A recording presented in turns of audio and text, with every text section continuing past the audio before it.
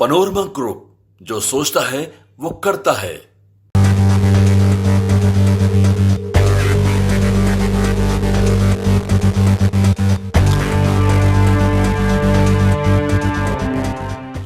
नमस्कार, आप देख रहे हैं न्यूज फॉर नेशन और मैं स्वाति पांडे आपके साथ। मेरी असली लड़ाई लालू से नहीं बल्कि एनडीए से है। लालू को पूछता कौन है? कुछ इस तरीके का बयान देकर के प्रशांत किशोर ने लालू प्रसाद यादव और तेजस्वी यादव को टेंशन दे दिया है। दरअसल प्रशांत किशोर ने ऐलान कर दिया कि वो अपनी पार्टी के नाम का ऐलान अक्टूबर के महीने में कर देंगे और 2025 के होने वाले बिहार विधानसभा चुनाव में वो चुनाव भी लड़ेंगे। उनकी पार्टी जो है वो चुनाव लड़ेगी। अब जैसे ही प्रशांत किशोर ऐसा ऐलान करते हैं, नीतीश कुमार तो टेंशन में आते ही हैं, साथ ही साथ तेजस्वी यादव भी टेंशन में आ जाते हैं। और अब प्रशांत किशोर ने ऐसा बयान दे दिया है जिसके बाद लालू भी टेंशन में आ चुके हैं। किशोर ने ये कह दिया है कि मेरी लड़ाई एनडीए से है। लालू प्रसाद यादव के कोर वोट बैंक को साधने के लिए प्रशांत किशोर ने पहले महिलाओं को साधना शुरू किया, फिर यादवों को साधना शुरू किया और अब मुसलमानों को भी साधना प्रशांत किशोर ने शुरू कर दिया है। जनसुराज के संस्थापक प्रशांत किशोर की नजर अब लालू यादव की पार्टी राजद के पारंपरिक वोट बैंक मुस्लिम वोटों पर है।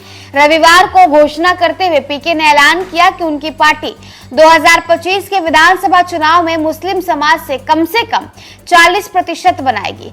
कहा संगठन में भी पूरी हिस्सेदारी दी जाएगी। संगठन का नेतृत्व करने वाले 25 लोगों में भी 4 से 5 मुस्लिम समुदाय के लोग होंगे। ये भी कहा कि जदयू, राजद और कांग्रेस तीनों मुसलमानों का वोट लेती है, पर आज बिहार में मात्र 19 मुसलमान विधायक हैं। लगता है कि प्रशांत किशोर आरजेडी के वोट बैंक में सेंध लगाना चाहते हैं। अगर वे मुसलमानों को रिझाने में कामयाब रहे तो लालू की पार्टी को बड़ा नुकसान होने वाला है। इससे पहले उन्होंने महिलाओं को 40 सीटों पर उतारने का ऐलान किया था। पटना के बापू साहब भगार में रविवार को जनसुराज की ओर से राजनीति में मुसलमानों की भागीदारी विषय पर आयोजित कार्यक्रम को प्रशांत किशोर ने संबोधित किया।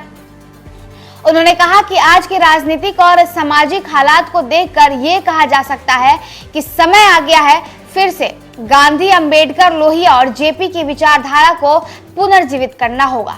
उन्होंने कहा कि आपको ये जानकारी होनी चाहिए कि मात्र 37% वोटों में से ही बीजेपी 3 बार दिल्ली में सरकार बनाने में कामयाब हुई है, जबकि देश में 80% हिंदू आबादी है। इसका मतलब हुआ कि 40% हिंदुओं ने भाजपा के खिलाफ वोट किया है। प्रशांत किशोर ने लोगों से कहा कि मैं आपसे वोट नहीं मांग रहा हूं, केवल इतना कह रहा हूं कि अगली बार वोट अपने बच्चों के नाम पर दीजिएगा।